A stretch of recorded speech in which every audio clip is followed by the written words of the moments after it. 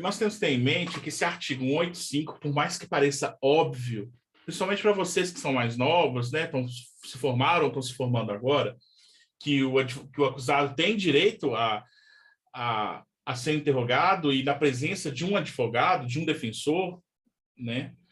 Por mais que seja óbvio, há pouco tempo atrás não tinha isso no nosso código. Eu sei que, eu não lembro exatamente quando esse dispositivo entrou no nosso Código Penal, de processo penal, deixa eu até ver aqui se eu consigo conferir, mas não tinha essa previsão. O juiz interrogava o réu sem advogado, porque esse era o entendimento que tinha no código. Não falava da presença do advogado. Falava que se ele comparecesse com o advogado, ele seria ouvido na presença do advogado, mas caso contrário, ele seria ouvido. Isso foi alterado, olha só, em 2003. Então, assim, ficou muito tempo podendo o juiz fazer o interrogatório sem a presença do defensor, do acusado. E é esse interrogatório válido. Então, assim, quem pegar processo mais antigo, principalmente processos normalmente envolvendo crime de homicídio, né, que a prescrição é maior, e esse interrogatório for antes de 2003, pode se estranhar de ver o interrogatório, primeiro como o primeiro ato do processo, porque era assim que era na época, né, até pouco tempo atrás, então como o primeiro ato do processo, sem a presença do advogado e válido, porque o tempo rege o ato, então na época não precisava dessa presença desse advogado no interrogatório judicial. Olha que absurdo. E mesmo com a Constituição. Então, assim, os juízes mais inovadores, eles mantinham a presença do advogado, exigiam a presença do advogado, nomeavam um ad hoc, ou um dativo, ou a Defensoria Pública, com os olhos na Constituição, mas porque pelo Código de Processo Penal era plenamente válido o interrogatório sem a presença do advogado. Lembrando que no interrogatório, no inquérito, se ele pedir a presença do advogado, aí sim se torna obrigatório sob crime de abuso de autoridade, tá? Proceder ao interrogatório dele ou insistir no interrogatório dele. Mas fora isso, vai normal.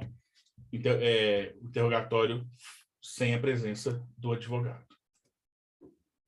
É um procedimento oral, então o interrogatório é colhido oralmente, mas reduzido a termo ou gravado para que fique registrado nos autos. Tá? O interrogatório é um ato oral. Mais para frente eu vou falar a questão do surdo-mudo, mas é um ato oral. Bifásico. O interrogatório possui duas fases. A primeira, quando o réu é questionado sobre a sua pessoa, sobre condições pessoais do réu, e, no segundo momento, sobre os fatos. Tá? Então, o interrogatório será constituído de duas partes, sobre a pessoa do acusado e sobre os fatos. Na primeira parte, o interrogado será perguntado sobre a sua residência, meios de vida, profissão, oportunidades sociais, lugar onde exerce sua atividade, vida pregressa, notadamente se foi preso ou processado alguma vez.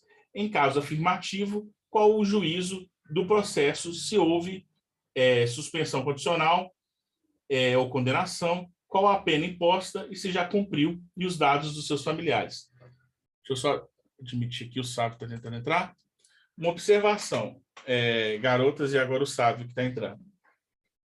Os juízes mais modernos, assim, se eu posso usar esse adjetivo, mais garantistas, mais pró-Constituição, pró-defesa, eles não fazem essas perguntas aqui, ó.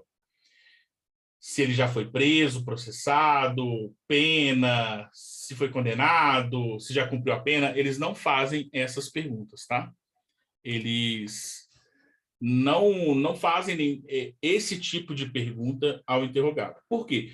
Porque, querendo ou não, nesse primeiro momento, ele não poderia se recusar a prestar, a responder essas perguntas, tá? Que é a pergunta sobre a qualificação dele, sobre a vida pessoal dele. Mas essa pergunta tem caráter que pode, de certa forma, prejudicá-lo. Para que ele vai ter que ajudar a a acusação a saber se ele já é reincidente ou não, se ele já tem passagem ou não, se ele tem antecedentes ou não. Faça você as investigações, faça você o levantamento sobre minha vida. Eu não sou obrigado a responder sobre ela. Então, tem muitos, inclusive advogados, que quando é perguntado isso ao cliente, eles interrompem e falam que sobre esse ponto ele pode permanecer em silêncio. E correto. E o melhor juízo nem pergunta sobre isso. Tá? Então, dá para perceber se o juiz ainda tem uma mentalidade autoritária, logo no iníciozinho do interrogatório, se ele faz essas perguntas. Tá? Na segunda parte, será perguntado sobre se é verdadeira a condenação que é a acusação que é feita. Não sendo verdadeira a acusação, se tem algum motivo particular a quem atribuí-la, se conhece a pessoa ou pessoas a quem deva ser imputada a prática do crime, e quais sejam, e se com elas esteve antes da prática da infração ou depois dela, onde estava ao tempo em que foi cometida a infração, e se teve notícia desta, as provas já apuradas, se conhece a vítima em testemunhas inquiridas ou por inquirir, e desde quando, e se tem algo o que alegar contra elas, se conhece o instrumento com que foi praticada a infração ou qualquer objeto que com esta se relacione ou tenha sido apreendido, todos os demais fatos pormenores que conduzam à elucidação dos antecedentes e circunstâncias da infração, e se tem algo mais a alegar em sua defesa. Observação sobre essas perguntas. Primeiro, que oriente seu cliente sobre isso aqui, sobre se conhece a vítima, as testemunhas já inquiridas ou por inquirir, e desde quando, e se tem algo a alegar contra elas. Converse, isso aqui o advogado esquece, converse com o seu cliente sobre as testemunhas da acusação, se ele tem algo contra elas. E assim, se o seu cliente fala que apanhou dos policiais, ele tem que ter algo contra os policiais. E esse é o momento dele falar. Você tem algo contra as testemunhas? Tenho contra os policiais, porque eles me bateram na hora da prisão. Você tem algo contra os policiais? Tenho, porque a droga não é minha e eles forjaram o flagrante. Então, assim, dependendo da versão dele, do que ele vai falar, ele tem que falar, assim, que tem algo contra essas pessoas. Porque senão fica aquele negócio, a pessoa está mentindo contra mim, mas eu não tenho nada contra ela. Sabe, fica esse joguete que, principalmente quando é júri, isso pode prejudicar a defesa. Tá? Você tem algo contra a vítima? Tenho. Ela está mentindo, falando que fui eu que pratiquei o crime contra ela. Ela deve ter algo contra mim e eu contra ela, a partir do momento que ela mente sobre a minha pessoa. E muitos juízes esquecem dessa pergunta, se tem algo mais a alegar em sua defesa. E essa pergunta é aberta, tá? O réu pode falar o tanto e quanto quiser.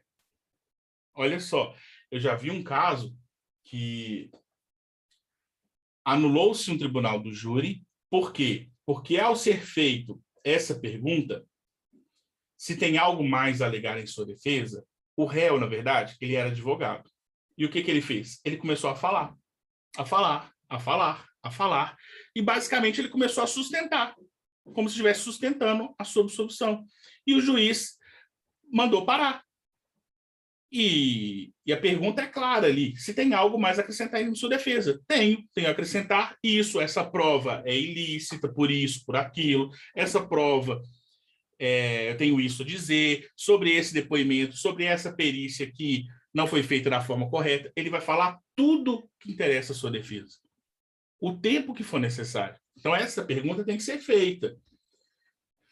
E se não foi feita pelo juiz, eu faço, ao final. Tem alguma coisa que eu não te perguntei, mas o senhor queira falar em sua defesa? Porque às vezes fica aquela questão, mas o senhor não me perguntou. Não te perguntei, mas você tem a oportunidade de falar. Porque o réu não está preso às perguntas que são feitas aí. Justamente com essa pergunta final, se ele tem mais alguma coisa para acrescentar.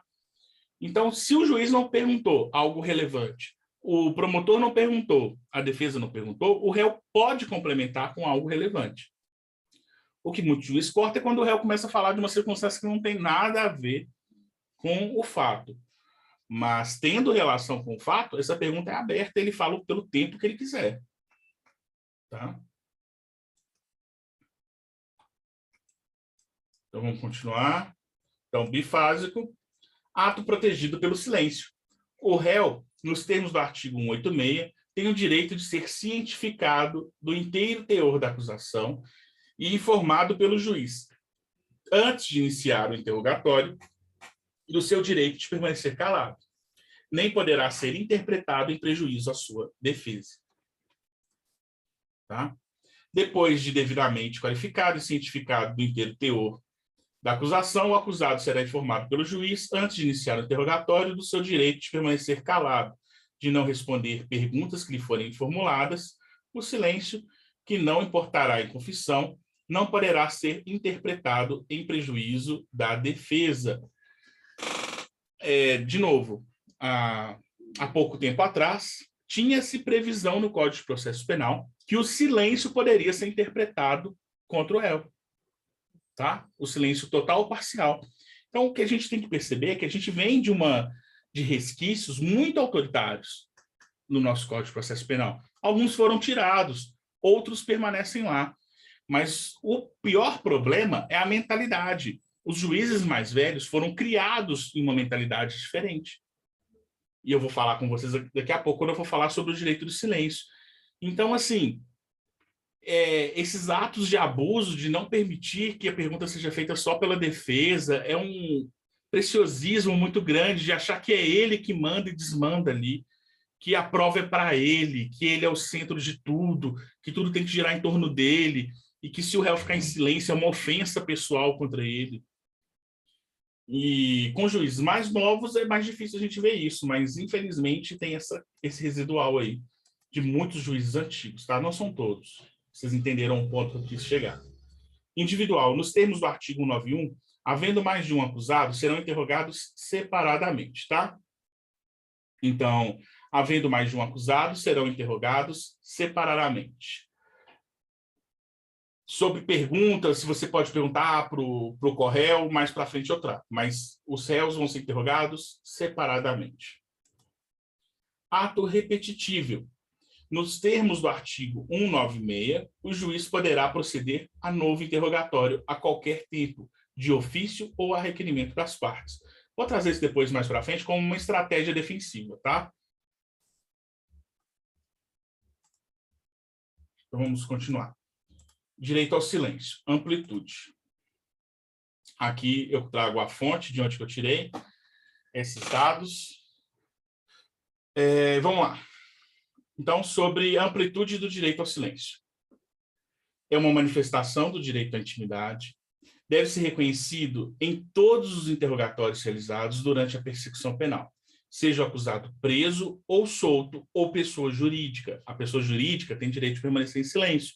Então, se o proprietário ou administrador ou preposto que é intimado a prestar depoimento num processo criminal de um crime que a pessoa jurídica possa responder, né? Nós sabemos que alguns crimes a pessoa jurídica pode praticar e a responsabilidade é da própria pessoa jurídica. Nesses casos, deve ser reconhecido o direito ao silêncio, tá? Então, eles estão calados em nome da pessoa jurídica. Eles não estão ali confessando nada, eles não podem confessar em nome da pessoa jurídica e podem ficar em silêncio em nome da pessoa jurídica. Deve ser reconhecido também aos suspeitos e testemunhas. Então, é o que eu falei, se aquela pergunta é incriminadora ou se o tratamento é de suspeito, é de indiciado, é de réu, o tratamento feito ou a pergunta feita. Então, quer dizer que lá no processo civil, se alguém fizer uma pergunta que a resposta é incriminadora para a parte ou para a testemunha, ela pode ficar em silêncio? Pode. Lá no processo civil ou lá no processo trabalhista, se eu fizer uma pergunta para a testemunha, lá no processo trabalhista, a senhora estava furtando dinheiro da empresa, ela pode permanecer em silêncio. E o juiz tem que advertir ela que ela pode permanecer em silêncio. Tá? Então, verifiquem essa situação. O que eu quero dizer com verifiquem a situação? Algumas vezes, o seu cliente vai ser intimado na delegacia para prestar depoimento, como testemunha. E aí eles vão colher o depoimento dele como testemunha. Só que, na verdade, ele já era suspeito. Ele sempre foi suspeito. Já existia elementos no inquérito para tratá-lo como suspeito. Mas eles chamam ele como testemunha. Porque, não, você está aqui como testemunha, para desfocar que o foco não é ele, para colher uma versão, para colher o que ele sabe, se ele conhecia se conhecia a vítima, se ele tinha algo contra a vítima, onde que ele estava naquele dia. Então, tome cuidado. Por quê? Porque ele não foi advertido do direito ao silêncio. Então, como que você vai provar isso? Você vai provar isso por já existia elementos no inquérito de que ele era indicado como suspeito, um boletim de ocorrência que já indicava o suspeito do homicídio, e ele foi intimado como se fosse testemunha, e logo, não constou no termo de depoimento dele a menção do direito ao silêncio. Então, esse depoimento dele é nulo, tem que ser desentranhado. Ou ainda, durante os questionamentos às testemunhas, seja policiais e militares, ou aos investigadores, delegado, quando que vocês começaram a suspeitar dele? Ah, desde o primeiro momento a gente já suspeitava dele. Então, por que vocês intimaram ele como testemunha? Sem adverti-lo do direito ao silêncio. Entendeu? Como é que vocês derrubam um depoimento dado na delegacia? Então, vocês têm que ir nessa linha de raciocínio. Deve ser reconhecido sempre que possa haver autoincriminação em declarações e depoimentos tomados por autoridades do Poder Executivo, Legislativo ou Judiciário. Então, CPI lá da pandemia tem direito ao silêncio. Do Poder Executivo, uma comissão, uma questão de corregedoria interna de um servidor público para ver se ele praticou algum crime, alguma situação nesse sentido, também tem direito ao silêncio, tá? Incide no interrogatório de mérito, com relação a todas as perguntas que forem formuladas, inclusive no tocante à responsabilidade de terceiros, podendo ser reconhecida no interrogatório como um todo, ou referência a indagações específicas. Ele pode permanecer em silêncio no todo ou em perguntas específicas. Isso aí, tranquilo. Deverá ser objeto de advertência do acusado, a fim de instruí-lo e cientificá-lo quanto à faculdade de silenciar, sem consequências prejudiciais para sua defesa, anotando-se que a referida advertência deverá ser formulada em termos claros no momento da prisão e antes de todos os interrogatórios realizados. Também a testemunha faz jus à advertência quando a faculdade de silenciar com relação a perguntas cuja resposta possa incriminar. Então, aqui voltando, ele volta a essa questão da testemunha, que eu já tinha falado, mas essa questão da advertência. Tem que ser feita a advertência, tá? Não existe presunção de advertência. Não existe, mas a pessoa tem conhecimento da lei. Ela sabe que pode permanecer em silêncio. Por quê? Porque é impositivo. Quando a pessoa vai prestar depoimento, vai prestar algum tipo de declaração, tem que ser informado a ela o direito de permanecer em silêncio. É impositivo. A lei impõe que seja informado. Não se presume que a pessoa tenha conhecimento da lei. Não se admite a consignação de perguntas e razões pelas quais o acusado dele fez uso. Isso era muito comum, somente antes dessa lei de abuso de autoridade. O réu virava e falava, eu não vou responder as perguntas do promotor, eu vou responder as perguntas do juiz, vou responder as perguntas da defesa, mas não vou responder as perguntas do promotor. Ele pode fazer isso? Pode fazer isso, não tem problema nenhum. O que o promotor fazia? Começava a constar em ata as perguntas.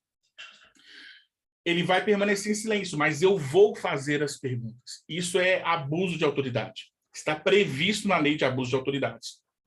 Se o réu manifestar que deseja exercer o direito de permanecer em silêncio, não poderá ser feita perguntas a ele.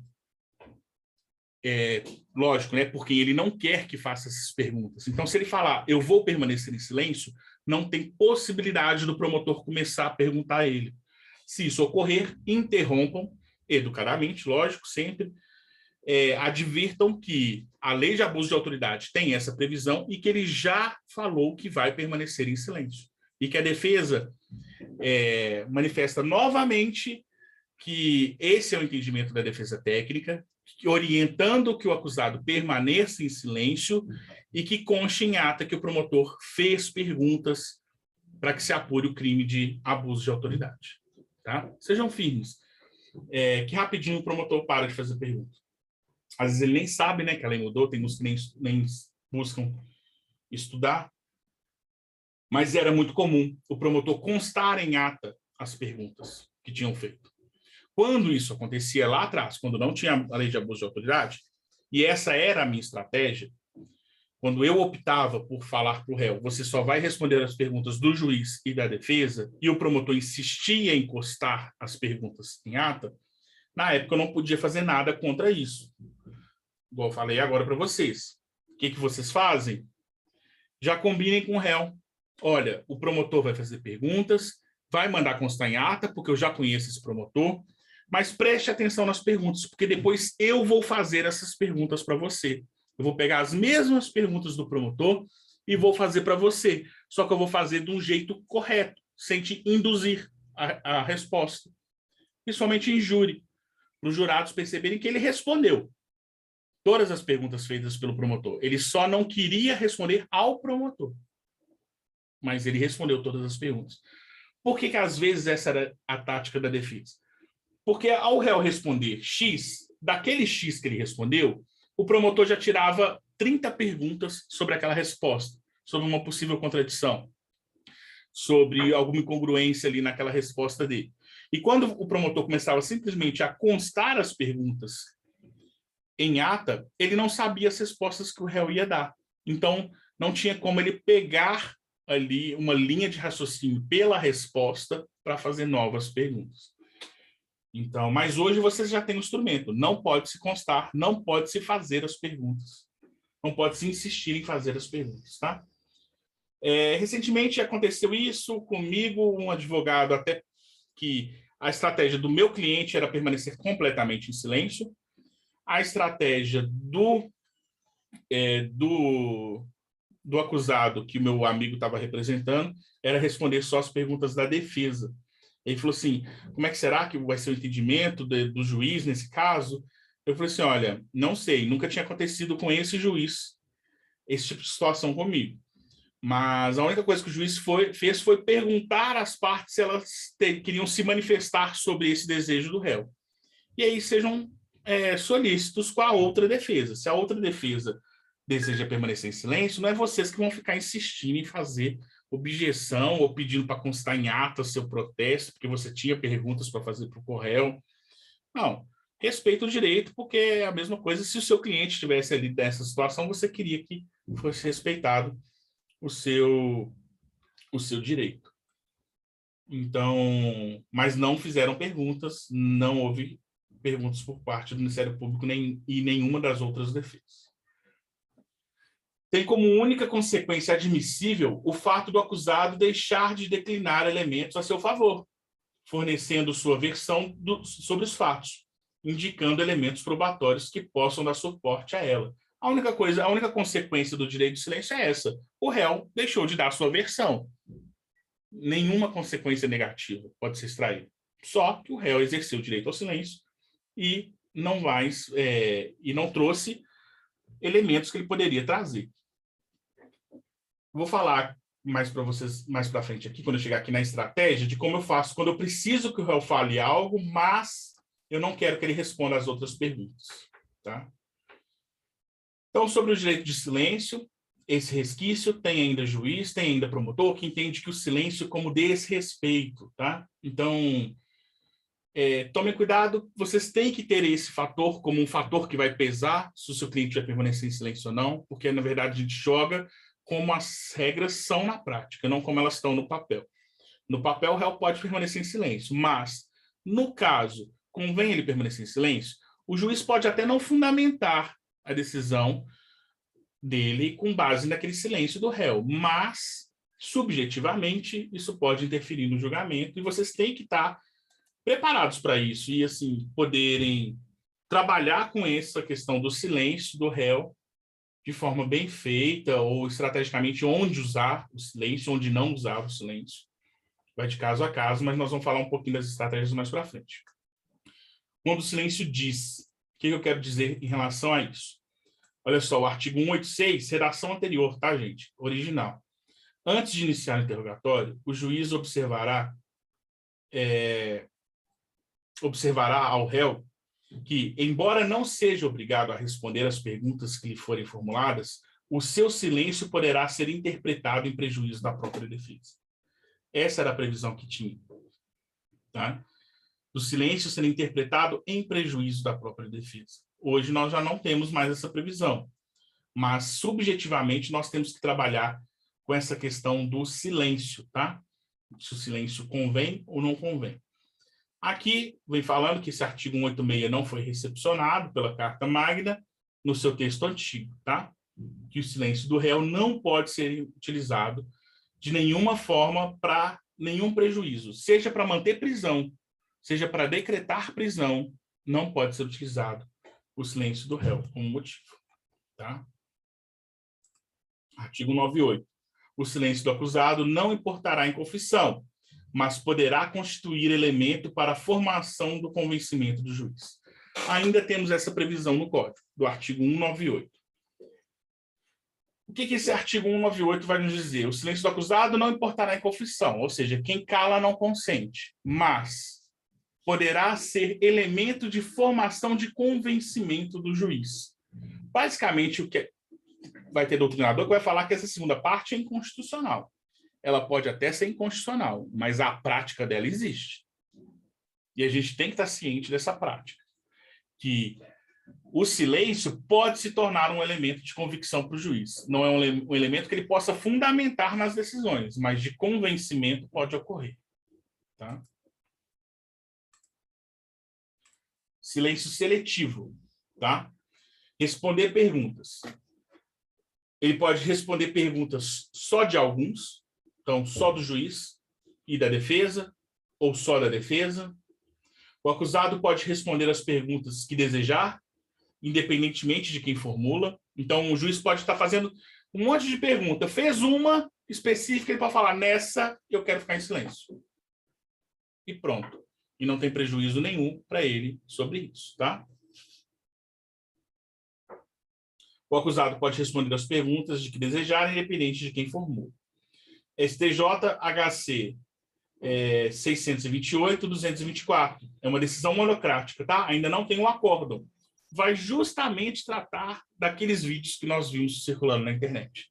Do juiz falando que não poderia responder as perguntas só da defesa. Que o interrogatório era um ato do juiz e as partes só poderiam fazer esclarecimentos. Sobre isso aqui, tem até uma estratégia defensiva que vocês poderiam usar. Mas agora já está até mais pacificado. Vocês orientariam o réu a responder a primeira pergunta só. E aí, a partir desse momento, ele respondeu uma pergunta. E ele só permaneceu silente em relação às outras. Então, o fundamento do juiz caía por terra. De que ele não teria respondido as perguntas e optado em permanecer em silêncio. O pessoal recebeu a advertência de novo sobre o tempo. Depois eu vou ver se eu faço o upgrade desse negócio para facilitar para a gente. Mas se cair de novo, eu mando outro link. Não se preocupa não. Então, se acontecer, vocês têm essa decisão monocrática para citar, tá? E como essas, já tem várias outras no STJ. Não se preocupe. Então, vamos lá. Agora sobre um pouco das estratégias. Intimado o réu solto a prestar depoimento no inquérito. O que pode acontecer? Quais são os dois caminhos? Primeiro, ele comparece ou ele não comparece. Se ele não comparecer, ele corre o risco de ter a sua prisão temporária decretada. É um absurdo? É um absurdo. Por quê? Porque comparecendo, ele pode permanecer em silêncio. Para que eu vou obrigar a pessoa a ir? Sendo que ela chegando lá não precisa... ela pode se recusar a fazer o que ia ser feito. Mas existe essa possibilidade. Comparecendo, o que ele pode fazer? Confessar totalmente, confessar parcialmente, negar os fatos totalmente, negar a autoria e apresentar um álibi, apresentar uma hipótese alternativa e calar-se. Então, esses são os caminhos. E esses os caminhos que o advogado tem que ter em mente quando o cliente vai prestar um depoimento na delegacia, tá? De um cliente solto, principalmente. Se ele vai falar, se ele não vai falar, se ele vai só negar a autoria e apresentar um álibi. Tome muito cuidado com essa, porque a partir do momento que você apresenta um álibi, os investigadores vão começar a trabalhar para derrubar o seu álibi. Então, você já adiantou sua tese e adiantou numa fase que eles podem investigar e derrubar o seu álibi, muito facilmente. Então, se o seu cliente fala, eu não matei fulano, eu estava na outra cidade, no shopping, eles vão lá no shopping, pegam as filmagens e vê que seu cliente não estava lá. Então, tomem cuidado com o álibi apresentado. Tá? Apresentar uma hipótese alternativa, eu fui, mas nada disso aconteceu, não é isso que estão falando contra mim, ou calar-se. Agora vamos falar um pouco mais sobre as estratégias mesmo. E aqui, gente, cada um vai ter a sua. Se você perguntar isso para outro advogado, ele vai ter outra estratégia. Cada advogado tem a sua estratégia. Cada processo requer uma estratégia diferente. Eu vou dizer como que é o meu parâmetro, tá? Primeiro, qual o benefício da confissão em delegacia? Alguém quer falar? Alguém quer tentar me responder para participar um pouquinho? Se vocês veem algum benefício da confissão em delegacia? Não? Ninguém? Participar? Olha, vai lá, sabe? Faz sabe. Primeiro, depois Ludmila. Você acha que não tem benefício? Porque o ambiente ali já é propício para poder estar induzindo que ele realmente cometeu aquilo, né? Então, se você formando e for acompanhar um cliente na delegacia, não fala nada na delegacia. Não fala nada. Ok. Ludmila? Eu também não vejo nenhuma vantagem em delegacia da confissão. Se é culpado e não tem como dar nenhum tipo de declaração, fica calado. Exatamente.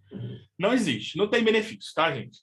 Até tinha previsão na lei que o agente que comparece, confessa a prática do delito, não vai ser decretada a prisão dele. Já tinha essa previsão, já caiu por terra, e quando existia essa previsão, já não se aplicava. Tá? Fala, sabe? Doutor, eu tenho uma dúvida de onde é feito o acordo de não persecução. Ele é feito na promotoria ou na delegacia?